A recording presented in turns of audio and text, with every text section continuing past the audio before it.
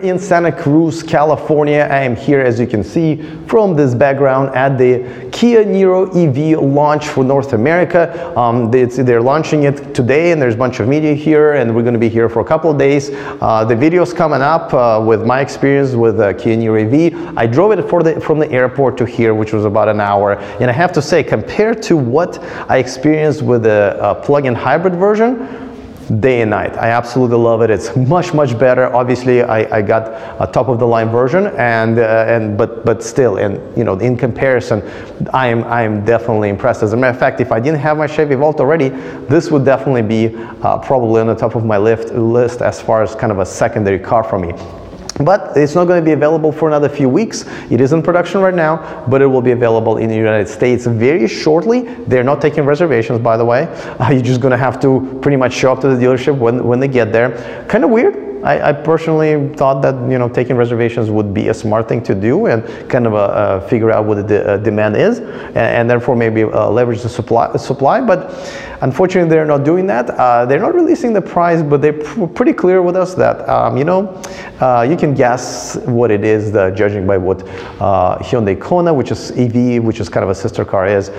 So that means that it will probably start around 35,000, 36,000. We'll have 3 different trim levels, and it will probably end up at about 45, 46, maybe $47,000 before the incentive. So that's where I would be. But I don't want to make the whole video about particularly this car, because I'm going to make a couple of other videos. I'm just going to giving you where we're at right now.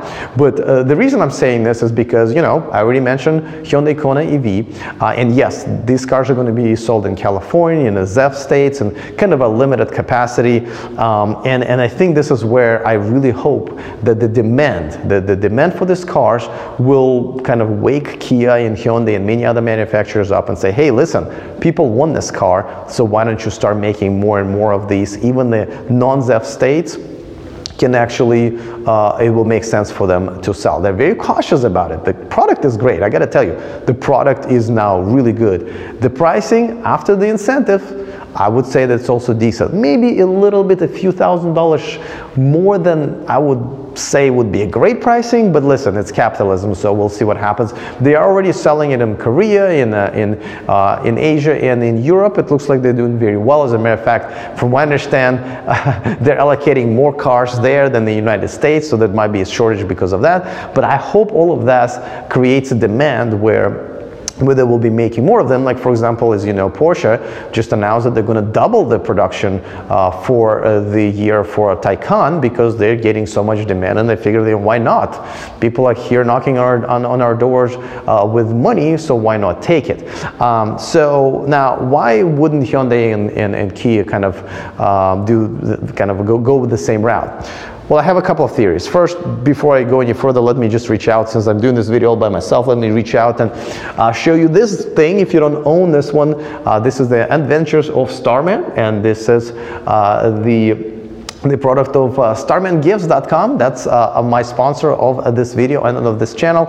Check it out. There's a discount code in the description of this video. You can get this and many other SpaceX and Elon Musk related products, but really mainly Starman related products and apparel there. It's pretty cool. Check it out. So as you probably know, the founder, Eli Burton, has been on the show a few times. He also runs the My Tesla Adventure, where I'm going this Saturday, and there will be another video, so it's going to be another Tesla hangout. But let me get back to the video. Why Hyundai and Kia are just really this resistant? Granted that their product is really good, especially for the entry market, right? These are the cars where we've been all been waiting for. Everyone's waiting for the $35,000, Model 3, even without the incentives. But these cars are actually pretty damn good. I mean, it's compact SUVs, right? Obviously, Model 3 is not, and it's not a hatchback like a Model S. So there are quite a few advantages it has. And the priced, especially after the incentives, even lower than Model 3. And obviously it's not a Tesla. I don't want to say that they're the same cars, but some people's needs actually are dictating them that they really need a compact SUV rather than a 4-door sedan, even though it's an awesome sedan. And of course the pricing as well. I really do not have an answer. Like, I've talked to the PR people on both brands, and they're just gonna say that they're approaching this with caution. As you know, Hyundai has Ioniq and a Soul Soul EV, and you know, maybe they just didn't feel like the demand was strong enough, though those were not really good cars, I have to say. Those not the cars that you probably see me mention on this channel much, because I really don't consider them good cars at all, especially because of the range. Well, now with the real range, with these cars not looking ugly and looking pretty decent, as a matter of fact, they look great if you ask me. I think now hopefully they can see that, okay, people are saying, okay, we weren't really into Ioniq and we weren't really into Soul EV because of the crappy range, but now that you guys got the range right and the pricing is still pretty competitive and there's still incentives, well, now we want them, and hopefully they'll make more. I still just don't understand why. I wish I had an answer, but to the bigger point, I love that these cars on the market. Obviously, even Nissan stepped it up this year. I know there is a disappointment without the active thermal management system there, and that it's not an LG battery. But nevertheless, the Nissan is better than it was a year ago, and definitely 1,000 times better than it was, compared to the first generation. So that's good. So those are the all entry-level cars, and there's still Zoe in Europe, and we're having more and more cars enter even the $20,000 to $40,000 market. And Tesla's getting there from the other side, right? But of course, I'm also very excited about all the competitors to Tesla. There are, Audi and Mercedes and Porsche, and Jaguar is already in the market. All of this is happening, and everything that I've been kind of thinking about for the last few years, how all of these competitors are going to come in and compete with Tesla and give maybe different options, pricing options, and different type of cars. And I think this is all happening right now. I knew this is when it was coming. I've seen the Niro EV at its very first unveiling at 2018's CES over a year ago. Yes, I know it was all coming, but now that I'm here, I'm really excited. I'm like, wow, this is really happening. This car, I'm driving it today, right? And I already drove the other one, and I'm going to drive a Kona EV next. And all of these cars are actually happening, and people want them, and this is really that revolution that I've been kind of excited about for a few years.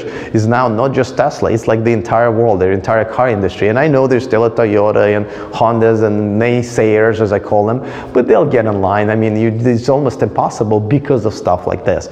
So I'm really excited. Let me know in the comment section, guys. I'm interested to know what you guys are excited about. I know these are not perfect cars. There's still a long way to go, and we, I think, know what the shortcomings are. But let me know what are the things that you're excited about, and what do you think the shortcomings are still, whether for the car or the way they market it or the way they make it. Let me know. I'm kind of curious because now a lot of these manufacturers, they do look in the comment section of our videos where we have our discussion. And it does matter what we say and what we suggest. So please be smart with your comments. Please, obviously have a constructive criticism. And most importantly, tell me and tell them what are they doing right now that they weren't doing right 2-3 years ago with the previous generation cars. I'm curious to know. Other than that, see you guys next time. And remember to stay charged.